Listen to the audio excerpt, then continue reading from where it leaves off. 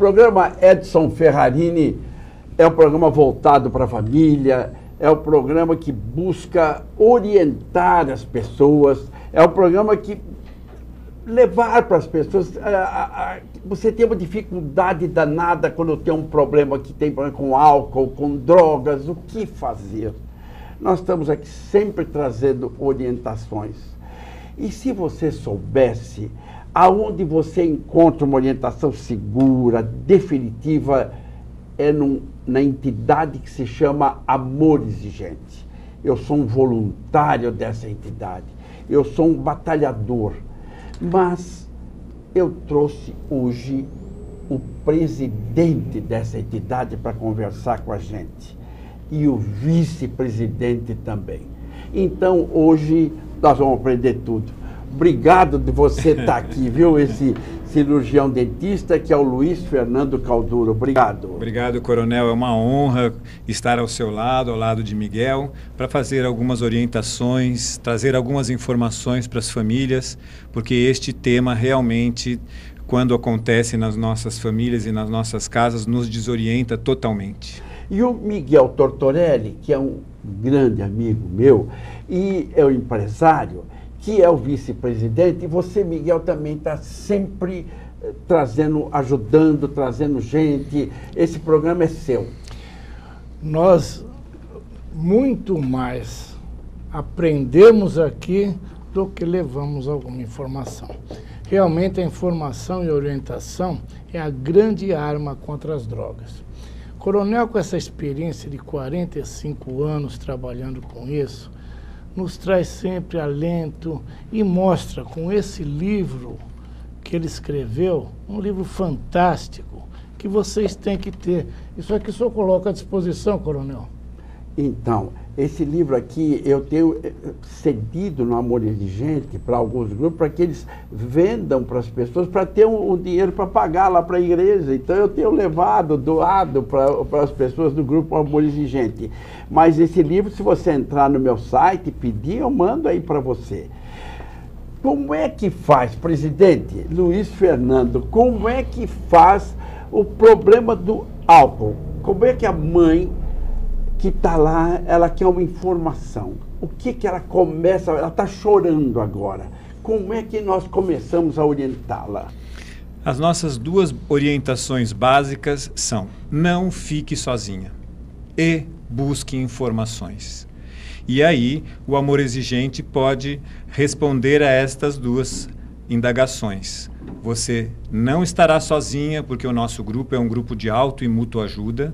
É um grupo de horizontalidade, lá não há profissionais, lá são pessoas que trocam experiências e também trazem, os grupos de Amor Exigente também trazem uma grande informação. Porque o alcoolismo, coronel, como o senhor sabe muito melhor do que nós, é uma doença terrível. E Padre Haroldo, o fundador do Amor Exigente, diz que o álcool é a pior de todas as drogas. Para sair, realmente, eu não tenho dúvida.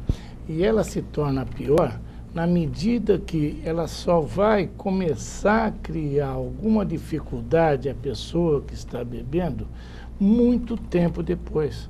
Por isso que é difícil você falar com alguém que está exagerando. Nós, por fora, estando de fora, sabemos que ele está exagerando, mas não assume. Não é isso, coronel? É verdade. E eu faço esse trabalho exatamente por causa do álcool. Eu não bebo, não fumo, não tenho nenhum problema. Mas eu comandava um batalhão, 16º Batalhão da Zona Norte de São Paulo. E lá naquele batalhão, o que aconteceu na minha vida? Imagina um tenente-coronel, comandante de 600 soldados, e você comanda. E de repente chega na sua mão o seguinte problema: um soldado na viatura policial, atrás da viatura, um garrafão de 5 litros cheio de pinga, com um funil, e esse soldado, daí eu vou ver o que aconteceu. Aonde você pegou essa pinga? Ele ia nas encruzilhadas de macumba e pegava a pinga da encruzilhada, punha no garrafão, o garrafão de 5 litros, e ele bebia os 5 litros numa semana. E eu tinha que expulsá-lo. Em vez de expulsá-lo, mas meu Deus do céu, me fala, coronel, ele tem 4 filhos, é um grande, é um bom soldado, é um bom homem. Ele na minha frente tremendo, mas tremendo porque tinha o delírio, treme já. E eu vou ver, ele já tinha 4 internações no Hospital Militar da Polícia Militar por causa do alcoolismo. Falei, como é que eu vou jogar esse homem na Rua da Amargura? Resultado, eu vou aprender sobre o alcoolismo. Miguel, olha que coisa linda. Esse soldado se chama Heraldo Serpa. Ele está vivo e outro dia com a Academia do Barro Branco informa 500 cadetes. Eu entreguei o troféu para ele com 45 anos sem uma gota de álcool na boca. Parabéns, ali que eu comecei a aprender. Pois é, coronel, porque ele teve a grande sorte de ter uma mão estendida de alguém que não o discriminou e que percebeu que o que ele estava passando e o que ele estava fazendo fazia parte de uma grande doença.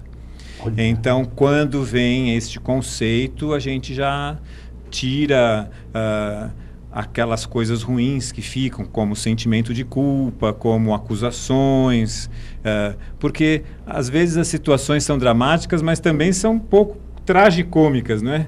Como o senhor acabou contando, dele estar com um garrafão de pinga ali e provavelmente distribuindo para todos. Literalmente, como eu falei. Tem a Serra da Cantareira e o pessoal faz muito trabalho lá, sextas-feiras, e ele ia lá buscar a pinga. Agora, sabe o que eu fiquei imaginando, coronel? Que ele não devia beber sozinho. Devia beber com outros soldados ali. Muitos, provavelmente, não tiveram o mesmo problema que ele, porque o alcoolismo é isto. Ele é uma doença multifatorial e algumas pessoas são praticamente proibidas de beber porque possuem essa doença. Outros não vão ter o mesmo prejuízo que ele porque não são doentes. Cada é muito 10 importante. pessoas que bebem, provavelmente 1 ou 2 desenvolverão essa doença que se chama alcoolismo. Outros vão beber realmente de forma social. Mas um desenvolve essa doença, que eu defino aqui no meu livro, Alcoolismo como... Você quer saber se você é alcoólatra?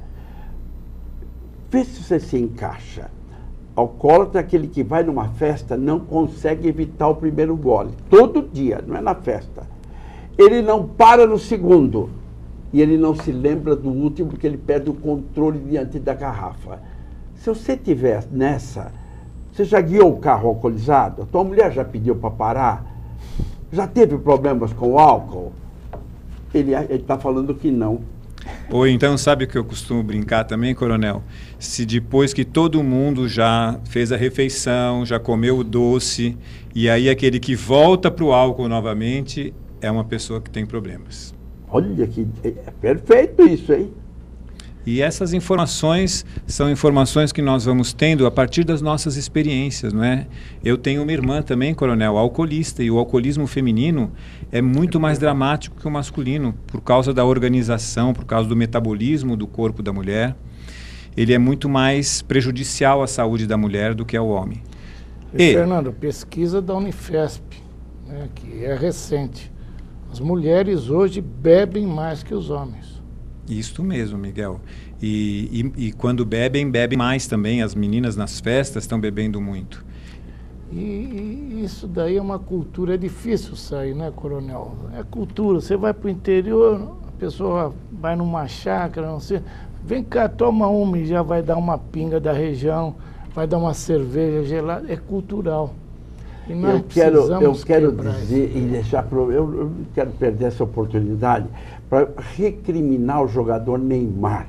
Esse cara que Deus deu todo o talento, nós gostamos de vê-lo jogar, torcemos por ele, mas ele não precisaria fazer propaganda de bebida alcoólica. Verdade. Porque o Neymar falando, ele vai para um jovem de 10 anos, 12 anos, 13 anos, e agora a propaganda da bebida alcoólica é no horário nobre da televisão, Luiz Fernando.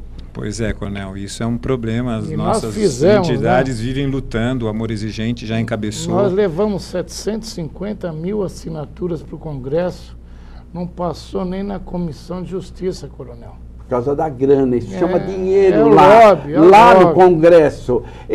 O Amor Exigente, que são pessoas que tiveram na família, pessoas com problema de álcool e drogas, e eles Então, nós estamos lutando para que, eu também lutando, para que não tenha mais propaganda de bebida alcoólica no horário nobre de televisão, onde a criança está assistindo.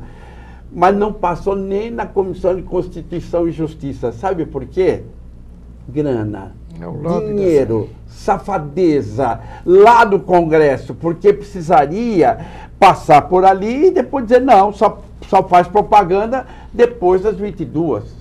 Coronel, o único lugar no mundo onde cerveja não é álcool é no Brasil. Porque aqui a lei proíbe que propaganda de bebidas alcoólicas apareçam nos horários nobres. Aqui nós estamos falando para você, porque está acontecendo assim, se você está perdido, você não sabe o que fazer, mas você chegando perto desses dois aqui, lá na reunião do Amor Exigente, você vai aprender e vai transformar a família num grupo de apoio para ajudar a pessoa. Mas isso tudo nós vamos falar daqui a pouquinho, depois desse comercial, que é o comercial onde nós vamos falar do Amor Exigente. Que bom, Coronel. Voltamos muito já, obrigado. Já.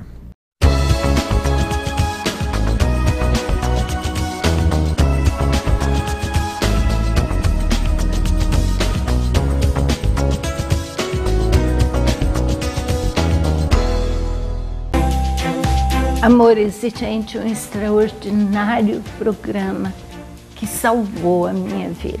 Amor Exigente tem uma função fantástica. Um programa que reestrutura as famílias, um programa que busca que cada um de nós fique cada vez melhor. Prevenção com amor exigente, para que só coisas boas aconteçam. Está convidado.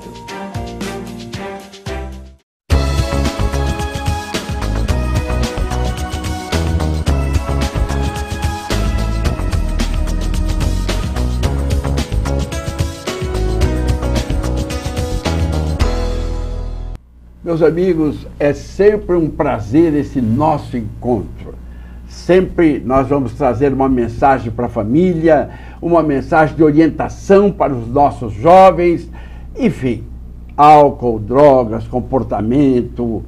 Para você, como faz para ser feliz? Como é que faz? Isso tudo nós vamos entender aqui no nosso programa. E hoje nós temos duas pessoas que têm umas histórias muito interessantes para nos contar. Aqui do meu lado, a Ana Aline, que é estudante de psicologia e viu o problema do álcool e das drogas de perto. Sim. Sim. E desse lado, um empresário, que é o Roberto Carlos Maier, e também luta para ajudar pessoas com relação ao problema das drogas. É isso, Roberto? É isso mesmo. É isso aí. Você está nessa batalha há quantos anos? Estou há 6 anos batalhando dentro do movimento do Amor Exigente. Tanto assim que você é o coordenador regional do Centro do Amor Exigente em São Paulo. Exatamente. Assim. E a Ana Aline conviveu com qual tipo de droga, Ana? Olha, todos os tipos. Meu irmão usava álcool, cocaína, crack, maconha, tudo que estava na frente dele ele utilizava. E como é que uma menina que convive com isso tudo consegue não usar? Olha, ele começou a partir do meu pai, né? Porque ele teve o exemplo do meu pai. E a gente perdeu a nossa mãe muito cedo. Quando eu nasci, 10 dias depois minha mãe faleceu, então quem criou a gente foi minha avó. E minha avó sempre teve o princípio de que as coisas deveriam ser certas. E o meu pai não teve proximidade com a gente na nossa criação, né? Então, eu sempre segui o lado da minha avó, de que as coisas deveriam ser certas. E a gente tentava ajudar ele de uma forma que enxergasse isso, mas ele achava tudo que meu pai fazia, ele achava legal, ele achava divertido.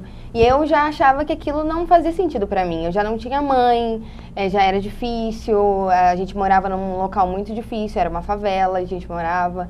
Então, mas eu acho que veio de dentro, não tem uma explicação que fale, olha, eu não usei porque eu não quis, eu não usei porque eu não quis. Porque... Aqui tem uma história, aqui tem todo um congresso de psicologia para a gente poder entender esse problema. Um dos maiores exemplos que ela tinha era o pai, que tinha problemas com álcool em grande intensidade, tem um irmão com grandes problemas, e nós vamos entender quais são as barreiras que fez essa moça conviver com tudo isso e não ter o problema. É um caso importante, não é? Você não acha, Roberto, que é um caso difícil esse? Com certeza, né? A convivência com um dependente químico, né? Ela não garante que a gente vai ser afetado, porque não é uma doença contagiosa, né? Que pelo convívio a gente obrigatoriamente vai cair. Mas a chance de, em função de presenciar o hábito e junto, como aconteceu com o teu irmão, né, Aline? Sim. Ela existe, né? Outra componente é a questão genética, né? Está cientificamente comprovado que quem é gerado por pais que têm esse tipo de dificuldade tem uma probabilidade 5 vezes maior de ter o problema na vida do que quem não tem. Né? Vamos repetir isso aí. O pai que tem o problema... O pai ou a mãe que tem o problema, quando gera um filho... E o álcool filho, e drogas. Exatamente. Quando tem um filho, este filho, ao longo da vida, vai ter 5 vezes mais probabilidade de cair na dependência química do que o filho de pais que não sofrem desse problema.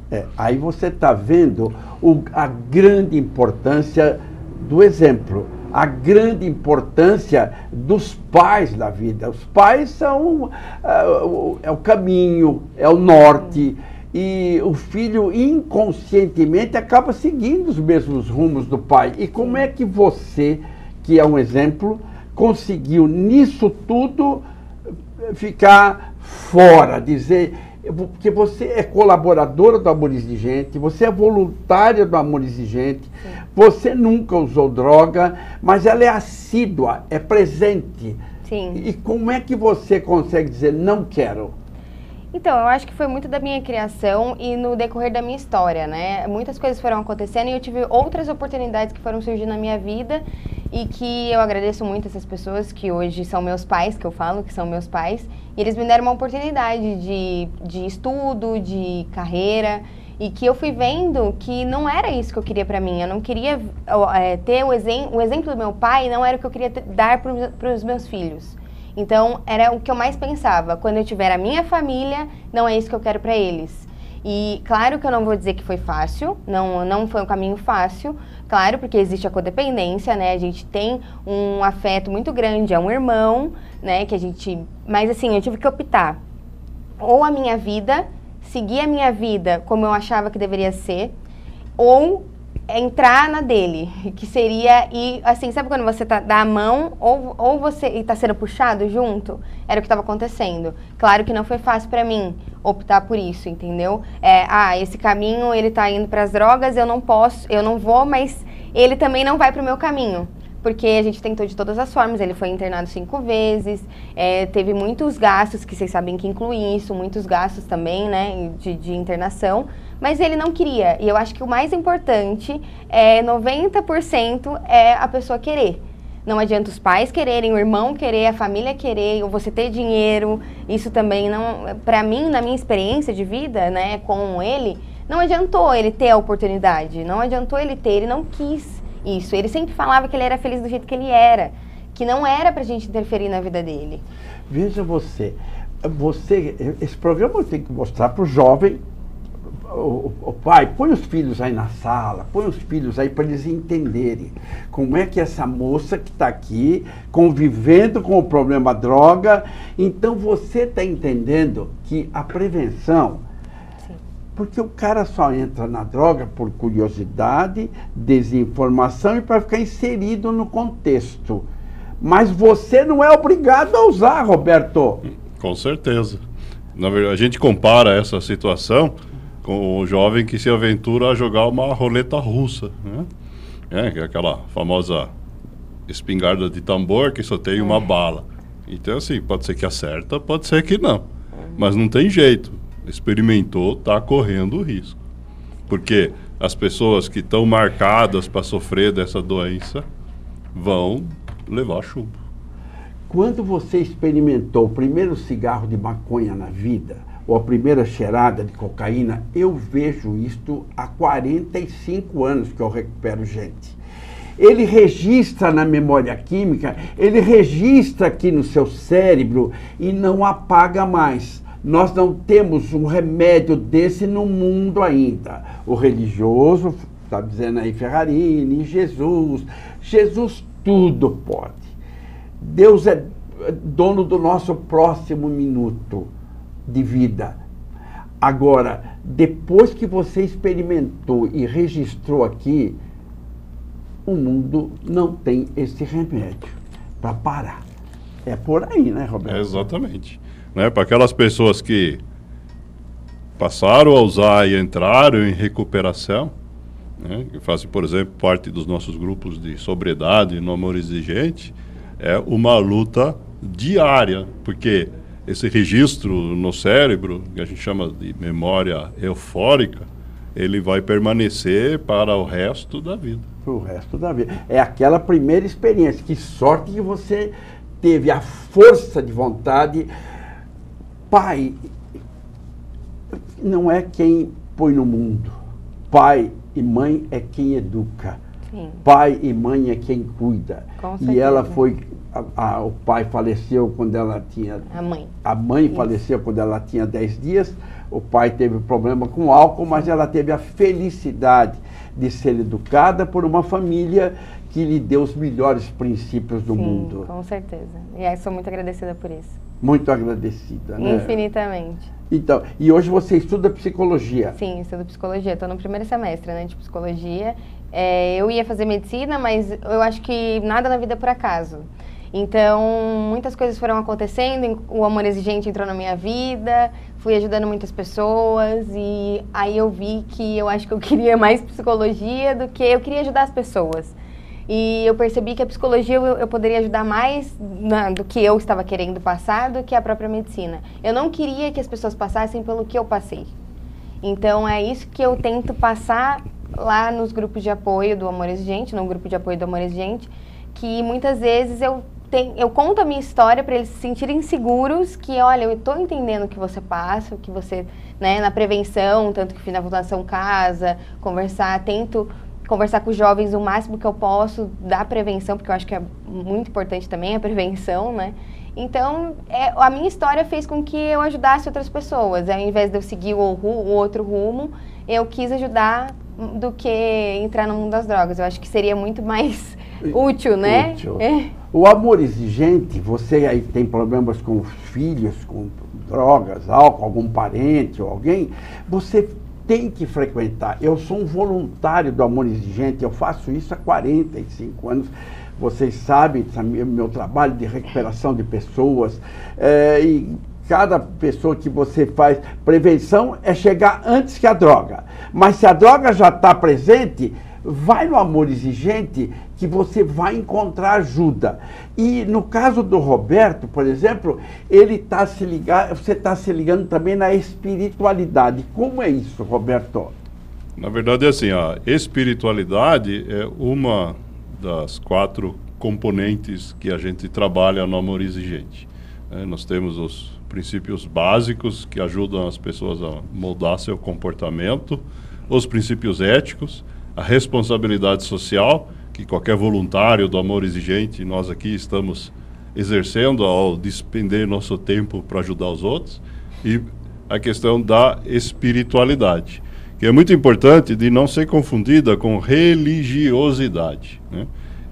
Qual é a diferença? A espiritualidade, ela é aberta até para quem não acredita na existência do poder superior, porque a espiritualidade significa que meu comportamento vai ser em benefício de todos, né?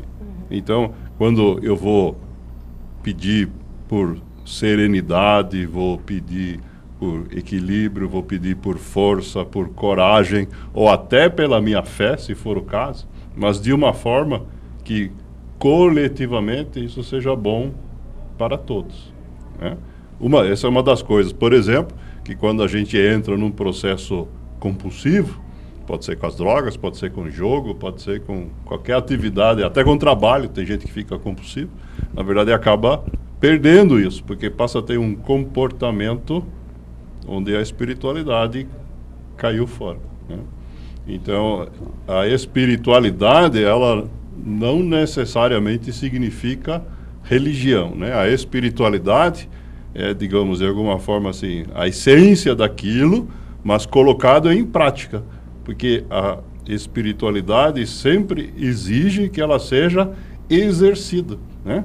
Um dos erros, a gente está falando em compulsão, tem gente, inclusive, que fica compulsivo na religião, porque frequenta um determinado local com assiduidade e faz suas orações, acha que está cumprindo suas obrigações e persegue aquilo de forma compulsiva.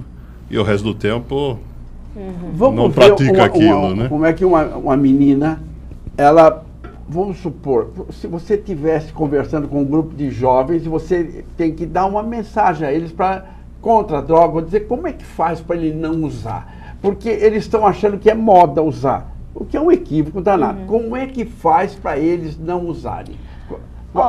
Qual é a orientação? Fala naquela câmera. O que eu acho, na verdade, não existe uma fórmula que você fale, olha, não use por isso ou aquilo. Eu acho que também nem deveria falar sobre drogas. Eu acho que a prevenção, ela vem com outras atividades. E foi uma coisa que eu falei muito para os jovens, no dia que eu fui fazer uma palestra, foi que os melhores amigos não são aqueles que fazem tudo que é legal, e sim aqueles que estão do seu lado quando você mais precisa, que normalmente são os nossos pais, né? Certo. E que te orientam, e que os chatos que falam, não faz isso, não faz aquilo.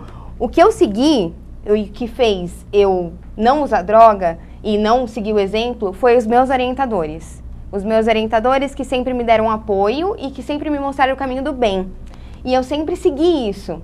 Agora, o que eu vejo muito errado é que os valores estão sendo invertidos. O melhor amigo é o cara que ele vai fazer de tudo e os pais não. Então, o jovem, ele está escutando mais o amigo do que os pais. E eu acho que essa inversão tá errada. Então, o seu melhor amigo, quando você estiver mal, precisando de dinheiro ou precisando de qualquer outra coisa, não vai ser ele que vai estar do seu lado. Vai ser seus pais que vão estar do seu lado. Então... O nosso programa está chegando ao final, é muito importante essas mensagens, porque nós estamos trazendo uma jovem, estamos trazendo o Roberto, cheio de experiência, os dois trabalham no Amor Exigente, eu também sou um voluntário do Amor Exigente, estou toda semana em um grupo do Amor Exigente, levanta uma mensagem. O importante é que, desses 45 anos, eu não conheço nenhum drogado. Coronel, sou um cheirador de cocaína, uso crack, adoro morar lá na Cracolândia, eu fico lá, e eu cheirando crack, o carinha fumando crack, a minha mãe adora, eles são um orgulho, modelo da... Não, velho, não tem, é cadeia, sanatório, cemitério. Faça uma força para parar, faz uma força para parar, você que está usando aí.